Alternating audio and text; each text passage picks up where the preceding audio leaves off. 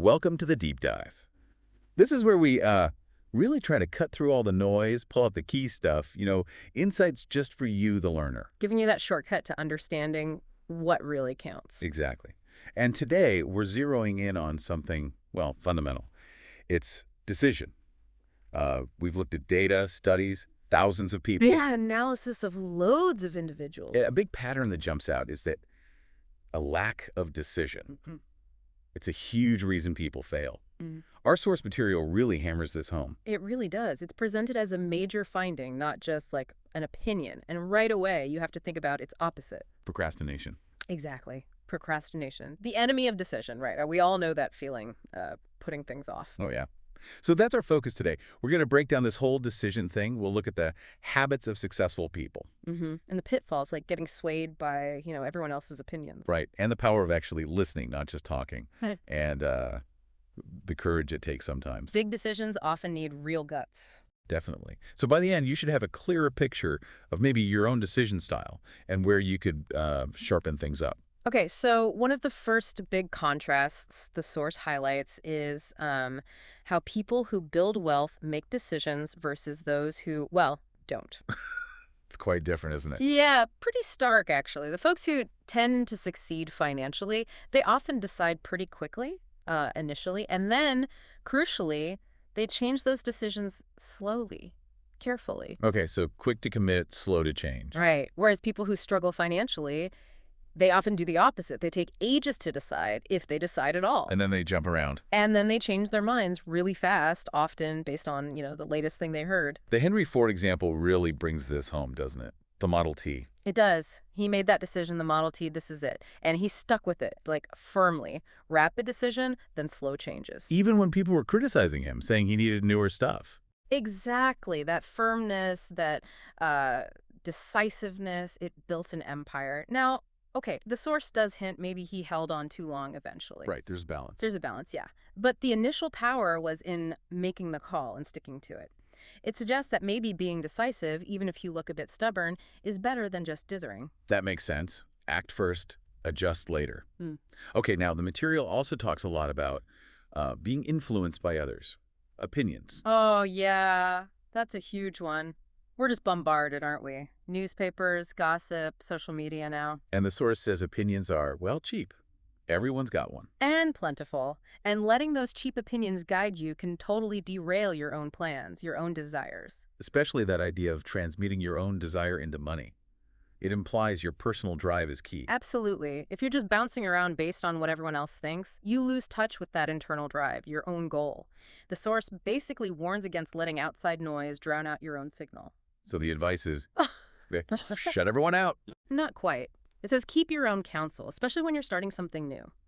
Make your decision, follow your plan. Okay. But then there's this mastermind group idea, which sounds a bit contradictory at first. Yeah, like who do you listen to? It's about selection.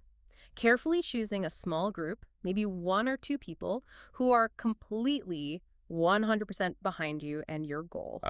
So not just anyone. Definitely not. The warning is against telling, everyone your plans, even well-meaning friends or family. You might pour cold water on it? Out of concern, maybe, or just not getting it? Exactly. Their opinions or even just gentle ridicule can undermine your confidence before you even start. So you need that core of solid support. But ultimately, the source says, use your own brain and mind to decide. Get information you need quietly. Don't broadcast your purpose. Gather intel, but make the call yourself, maybe bouncing it off that trusted, supportive inner circle. Like Ford probably had his own internal mastermind he trusted, even if informal. Okay, that distinction is important. It's not isolation, it's selective counsel. And linked to that, this idea of listening. Yes, the power of listening. The source points out that people who only have, surface level knowledge, they tend to talk a lot. And listen too little. Precisely. It actually says being observant, eyes and ears wide open and your mouth closed is key to becoming decisive quickly. How so? How does keeping quiet help you decide? Well, two things. One, you're actually absorbing information instead of just talking. And two, you're not spilling your plans prematurely.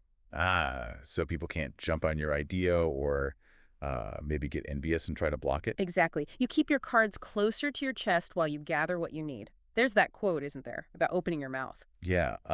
Every time you open your mouth in the presence of a person who has an abundance of knowledge, you display to that person your exact stock of knowledge or your LA chiquet of it. Pretty blunt. It really is. It makes you think, doesn't it? Are you talking to share value or just to fill silence, or are you listening enough? And it protects your ideas. Yeah. Keeps others from maybe running with them before you do. Right, which leads to that epigram they included.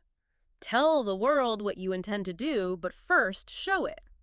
Action speaks louder than words. Basically, yes. Show results, then talk if you need to. Okay, powerful stuff. Now the discussion shifts and it gets pretty intense. It's titled Freedom or Death on a Decision. Yeah, this section really ramps up the importance of courage in decision making. It argues that the biggest decisions, the ones that shape civilization, involve massive risks. Life and death risks sometimes. And it uses some heavy-hitting examples. Lincoln and the Emancipation Proclamation. Knowing it would cause huge backlash, maybe cost more lives in the short term, and ultimately cost him his own. Right. Then Socrates choosing the poison rather than compromising his beliefs. Which had huge ripple effects on free thought later on. Absolutely. General Robert E. Lee deciding to side with the South, knowing the terrible potential costs. A decision with massive consequences for so many. And then, the big one for the source material. The signing of the Declaration of Independence. 56 people Huh. putting their necks on the line, literally, risking execution. It really drives home that making truly significant decisions often requires facing down serious fear. Our decisions might not be life or death. Hopefully not. Right. But the principle holds for, say, economic freedom. Starting a business, changing careers, it still takes courage to act decisively when there's risk involved. And that declaration example, Right. it's used as more than just courage, right? It's like a case study in achievement through decision. Exactly. The source digs into the backstory, the chain of decisions that led to July 4th, 1776. It starts way back in 1770 Boston. John Hancock and Samuel Adams demanding the British soldiers leave after that incident. A firm decision. A very firm stand. Then Adams in 1772 pushing for the committees of correspondence. That's highlighted as like the start of organized planning. The mastermind starting to form. Adams, Lee, Hancock. That's how the source frames it. A core group making decisions, coordinating, and the British reaction. Trying to bribe Adams. Yeah, Governor Gage tries to buy him off. Adams refuses point blank. Another decision.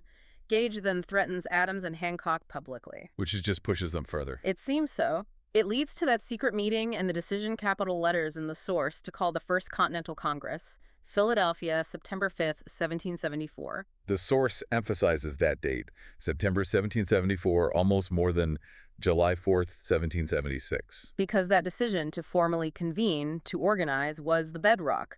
Without that, the later steps might not have happened. Then comes Richard Henry Lee's motion in June 76. Declaring the colonies free and independent, another huge decision point. Followed by Jefferson drafting the Declaration and then the signing on July 4th by all 56. And the source really emphasizes this wasn't just politics or war. It was a decision by a mastermind of 56 people, creating this spiritual power which recognizes no such thing as failure. That power then fueled Washington's army, apparently. That's the idea. And it connects this power directly back to the principles. Desire, decision, faith, persistence, the mastermind concept, organized planning. It's tying it all together, saying thought, backed by desire, made real through decisive organized action, can create massive change, like a nation. Or U.S. Steel is another example used. Right. It shows the potential scale, from personal goals to huge enterprises to nations. Okay, so after establishing the power of decision, the source flips back to the negative. Yeah. The consequences of indecision. Yeah, it circles back. Leaders decide. The world kind of gets out of the way for people who know where they're going. That's the assertion. And it suggests this habit of indecision starts young.